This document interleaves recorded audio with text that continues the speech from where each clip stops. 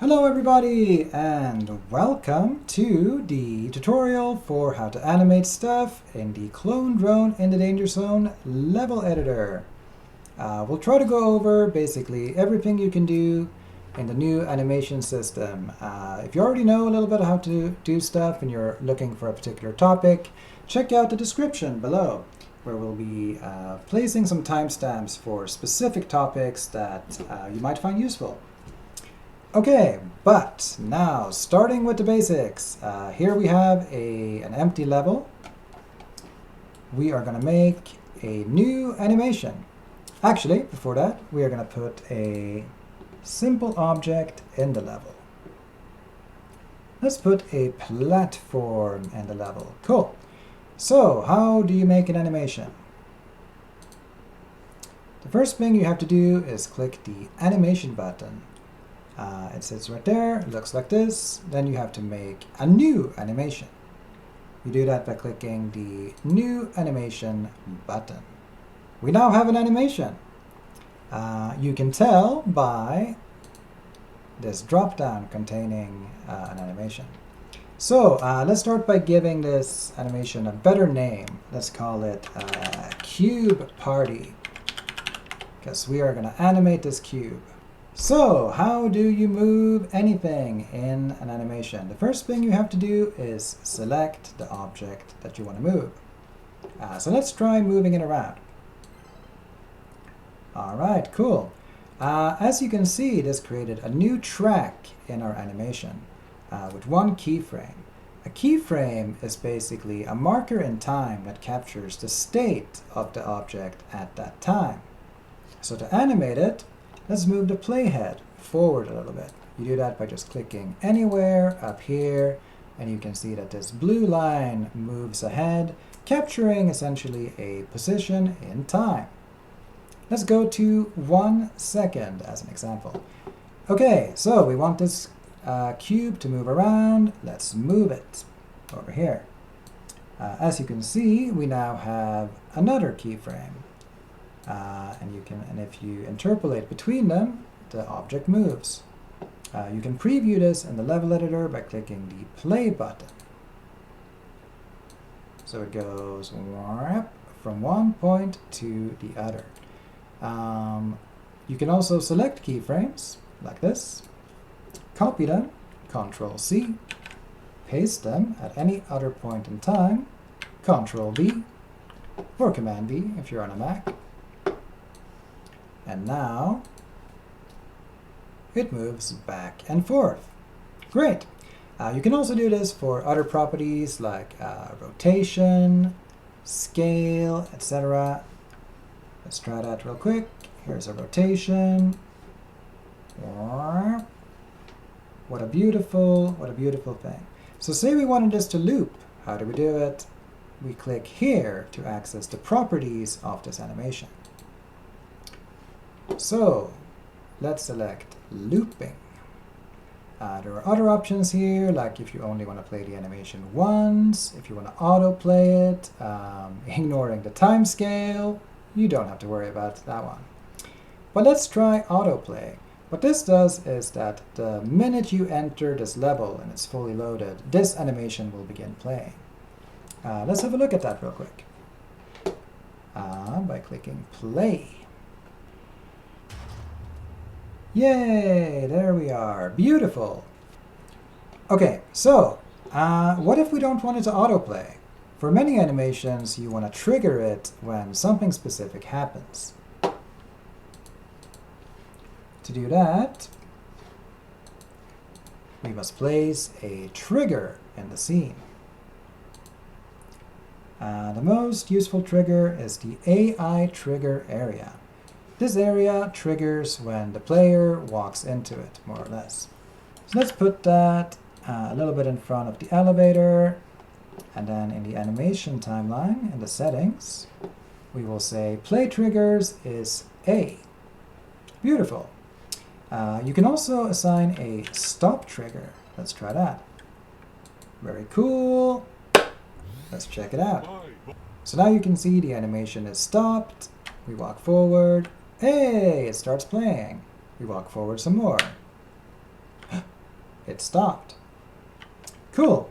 So the platform here kind of just ended up in the middle of the animation. When you stop an animation, it just stops modifying the values. It doesn't put it back to an ideal position or anything like that, so keep that in mind.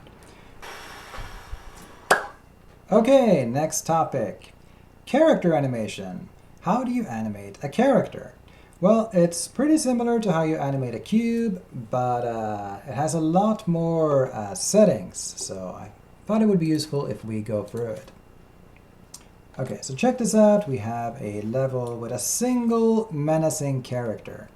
A lot of the time what you want to do with character animation is use it as a dramatic intro.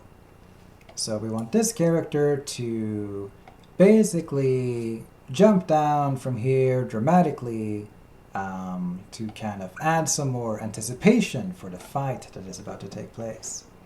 So, like we did last time, we select the enemy. And you can see it has a ton of different options here. So let's go through them one by one. The first thing we have to do is to allow custom rotation. What this does is basically, it makes us able to rotate the enemy. So let's do that. We're also going to just lightly touch the position handle to have the enemy start at this position.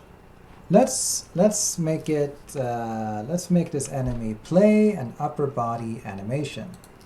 You can say something mean to the player. Emotes are pretty useful for this. So the way to do that, by the way, is you select this drop down, you scroll through every single possible thing. Let's do emote destroy you. Yes, very evocative. So let's have the character speak at the same time. Let's say, and how you do that, you scroll down a bit. Speech text. Wherever in the playhead you are, whenever you type something into this box, you will die, comma, human. You will die human. Wherever you type it in, that is when we will trigger this speech. So it's not as sophisticated as our much better speech synthesizers, but it's a fun little touch you can add to your levels. Okay, so you can also note here that in the animation timeline, you have a preview of how long this will last. So let's let the enemy finish saying that, maybe finish the animation as well. Goes back to around here. So here we have anchored the position and rotation, and we want the enemy to jump down. Let's now jump a little. We move up, we up, and up. Okay, that's really nice. Well, that felt too quick. So now you can select the keyframe and move it. Let's move it to maybe over here. Select that, move that too, until it feels, feels decent. Okay, cool. So he jumps down. We could make this look better, pay more attention to add more keyframes to make it more of a smooth sort of experience, but this will work fine for now. Okay, so he jumps down. Let's play another animation. B, C, D, dramatic falling. Yeah.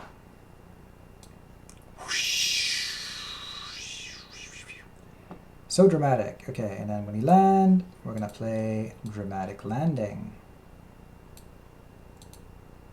Yeah, that's cool. So we're going to do this for both the upper body and the lower body. Dramatic falling. Yeah, you can kind of see a preview of it here. And dramatic landing. Boom. Okay. So when we come here, we want to activate the AI of this robot. So to do that, we have to place a new trigger. Oh, let's also make sure he's rotated correctly. There we go. Let's put a new trigger, an animated trigger. Very cool. Activate bot. So we're going to call this trigger. We're going to say that, hey, you trigger for when this happens. Back to the animation. So he jumps down, he rises up, and here is where we want to activate the AI. Activate the trigger. Cool. Why don't we see if that works?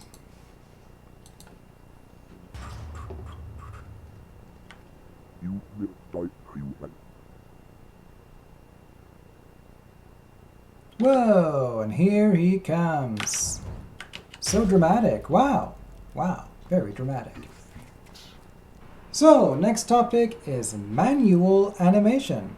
Say you want to make an animation of a character that we don't have in our library of animations. You can do that, and here is how. Let's select our hammer bot again. And rather than clicking any of these ones for upper or lower animation, we're going to scroll down. And there's something called manual upper animation and manual legs animation. Let's click both of those. So what this does, you can see a checkbox has now appeared on the timeline. And what that does is tell the animation system that we want to manually take control of this character's animation. So one note is that at the very start, we don't want to have manual control. So let's uncheck them to place a keyframe at the very start of the animation. And if we preview it, you can see it's playing this, this pre-made animation on the character. But then at this point, we want to have manual control. Okay, control over what? Control over basically the rotation of any body part in the enemy. So to take control, you click Add Upper Body Keyframes. If we expand, we can now see we have keyframes for the spine, the torso, the head, everything that is in the upper body. We also want to click Add Lower Body Keyframes. So it's going to be a full range animation. You might only want one of them in an example where perhaps you want to make a specific attack animation but have the legs kind of run as normal. Then you would only use the upper body. But here we want to use both. Okay, so as you can see, we now have a lot of tracks over here. An easy way to deal with that is to make a folder. So here, if I put the hammer inside of a folder, I'm going to say this is the hammer animation. If we were animating more things, I could now collapse it all and not have it take up so much space. This is really handy if you are making more complex animations with maybe multiple locations and things and cameras and enemies. Folders are great for that. Okay, so we turn it on here and let's advance a little bit. So what do we want him to do? What if we just say this robot is very scared of of heights? Let's see if we can make a simple animation of this robot climbing down. So we can still use the position and rotation keyframes for the body in its entirety. Let's start by having him turn around. Whoop. And maybe drop down.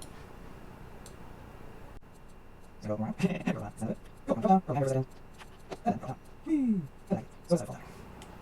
Whee! Just falls down to there.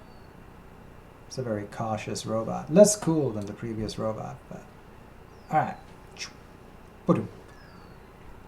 Okay, so now let's see if we can sync the limbs to what he's up to. So let's maybe make a very, very simple version of that. So we come all the way around here. The first thing we want to do is to make sure that the arms are extended. So let's, to select any body part, click the name here in the timeline. So, let's start with the upper left arm.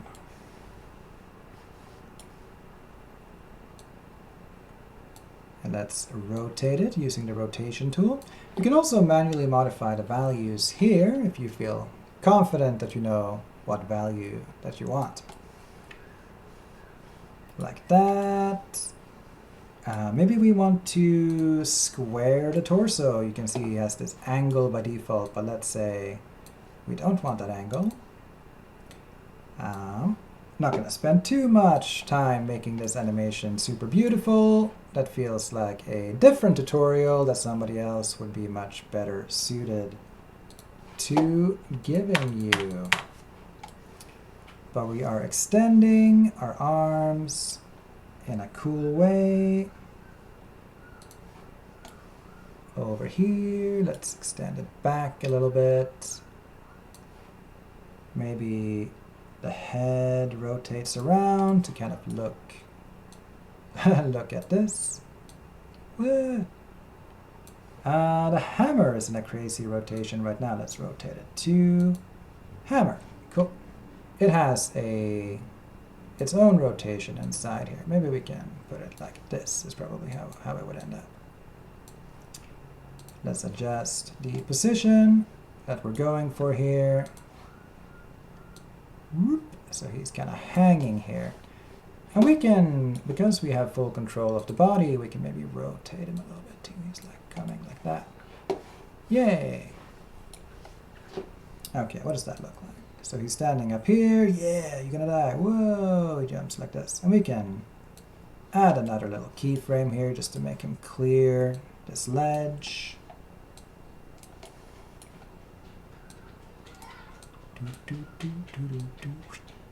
Hey. This is very silly. We could do something with the legs, but I'm not going to. Okay. And then here, why don't we have him, why don't we do a fun thing where we kind of keep the same position roughly here, but we have him dip down a little bit to simulate kind of catching the ledge here a little bit. But he's very strong, so doesn't matter too much. All right, kind of like this. So anyway, as you can see, this is how you animate. You make a very specific animation. Yeah, nice. Boink. Here again, you can copy and paste keyframes. Control C, Control V. Nice. And then he falls down. What? Arms go up. There's actually something where you can rotate both the arms. It looks like this. Whoa! And boom! We take control, give the control back to the original thing. So here we want to turn this manual animation off. We do that in the same way we turned it on. We select the manual upper animation on, keyframe, and we say, no thank you. Please return to normal animation so when he swings, we won't override it or anything like that. Let's see what that looks like. So he jumps down. Whoa, boom. Okay, cool. We could make this more elaborate, but instead of doing that, why don't we try it in the game?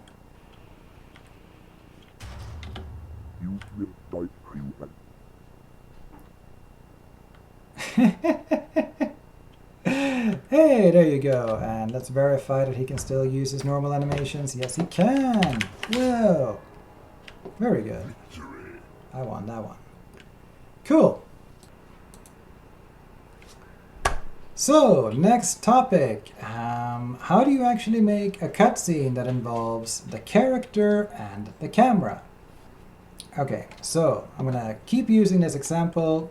Say we want to make a cutscene where this badass character lifts up the player using telekinesis. That's not a feature we have in the game, but you can pretend that we do using the animation system. Alright, so as you can see, I've arranged this character in this dramatic pose right here. So instead of jumping down, he lifts up his arm like this. Okay, so how do we get the character involved? Well, we need to put down a few components here. So this is where the character will be coming up, looking at this level. So now we need to place a player animator. There we go. And you can see this looks like a player. Let's say 270. Let's put it right here, which is roughly where the character will be when triggering this animation. The other thing we will want is a cinematic camera.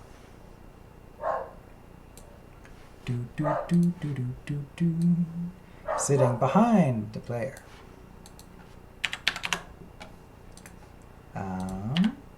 Let's put it roughly where it would start in a normal animation.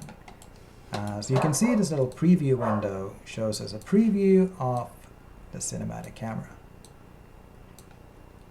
Something like this. Okay, cool. So why don't we start by only animating the player. Okay, so yes, the player animator. The first thing we want to do is we want to select take control of player. This takes control of the player. Effectively syncing up the position and rotation to the player animator's position and rotation. So again, I'm going to put down a rotation, position keyframe to have something to anchor the player to. Then I'm going to move him dramatically to this position right here. So we move the player in this way. Whoa. How dramatic. Telekinesis bot grabs the player. Oh no. So here we would probably want to add something. Why don't we say Battle Royale victory, even if it's a super inappropriate animation. But I like it. So gotta get creative with this stuff. And then I think we do have a dangling. You are now dangling. Perfect. What? Let's maybe add a little bit of rotation like this. Very dramatic. What this will do is move the player right here, have them dangle for a bit. And it will stay like that. If you do nothing, then it will stay like that. But let's instead release the player. So let's say we just hold him there for a few seconds, place another position rotation keyframe there, and then we can maybe just say release the player. So to release the player, we can actually do it right here. But let's start by just making the rotation sync back to something more normal. So to release the player, we say release player, like that. Why don't we try that real quick? You can see we have lost control, and whoa! He grabbed us. That's crazy. And he let us go. So you can see that we don't actually exit out of some animations until you take some other action like swinging. So that's something to keep in mind. And that is how you use the player animator. But let's add a second thing to it. Let's add the cinematic camera. So in a similar vein, cinematic camera, hello, you can name the camera player camera. In a similar vein, to activate the camera, you go to the animated method call section and you say turn on. The camera will now take whatever player camera you have and sync the position and rotation to this camera instead. So for this portion, why don't we just have the camera sit here? Maybe it can, what if it just looks at this enemy a little bit, moves down, wow, and you can also animate the field of view. So why don't we zoom in on this guy, which is cool, but we want to keep the player here in the foreground. So yeah, but let's zoom in on this guy a little bit. Something like that maybe. We want to maybe ground the field of view here. So it goes, meow, hello.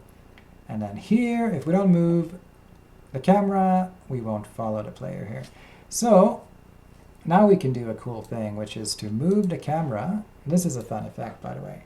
Let's up the field of view to very wide. Follow the player. This will make it really, really cool. Follow the player up here. Whoosh. Change position, change perspective a little bit. And I guess we decided that this is the is the angle we want to use. Sure, great. Oh, move the field of view back a little bit maybe, and then you can do this over a longer period of time. Here we also release, turn the cinematic camera off. This will parent it back to the player and let them go. Boom, okay. So that's pretty cool. Yeah. Let's preview it in the game.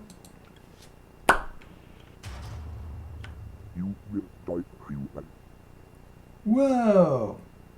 Well, there you go. That could look better, but it looks like that. Okay, cool. And I think that is the basics of how to use the animation system. All right, before I go, let me leave you with one more use case for the new animation system. A fun thing you can do is animate weapon attacks. So we're going to use a technique now where we sample an existing animation. So here we have a normal strike from a hammer bot. Instead, we're going to sample it. So we're going to select the hammer bot, and adding upper body keyframes is a thing that can be pressed multiple times. So we sample it here, we sample it here, we sample it maybe here, and at the pinnacle of the strike, boom, here we are going to change it. So with these samples in place, we're gonna enable manual animation. This is a fun technique where if you first play an animation using this drop-down, but without enabling manual animation, you can sample it in this way. But let's remove this. We're not going to do that. We are going to, at the very beginning, we're going to say manual animation on. And here we have our samples. Boom! But from here on, we can do whatever we want. So let's rotate the spine, why don't we? why don't we rotate it around, all the way around, and then all the way around again.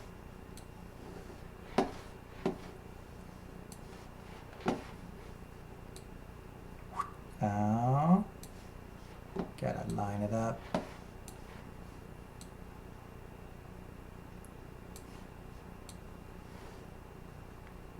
Like this. Pretty cool. Repeat that twice. And slowly come back to the initial pose.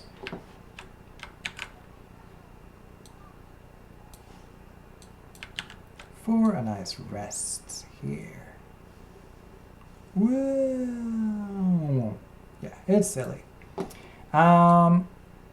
So now we want to do another thing. We want to enable weapon damage.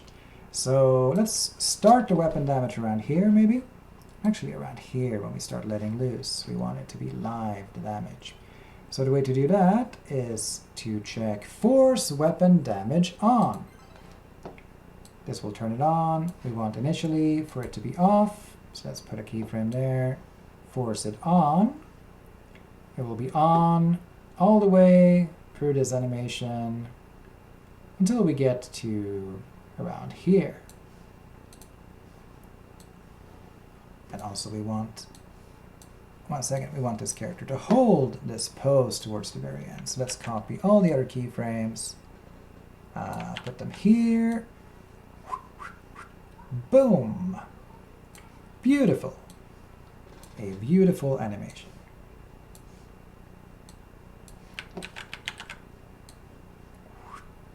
Perfect.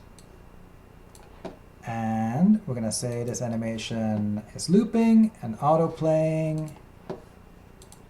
Let's go see what this is like.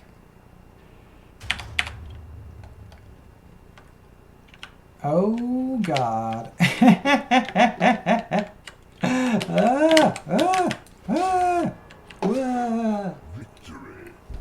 I got it.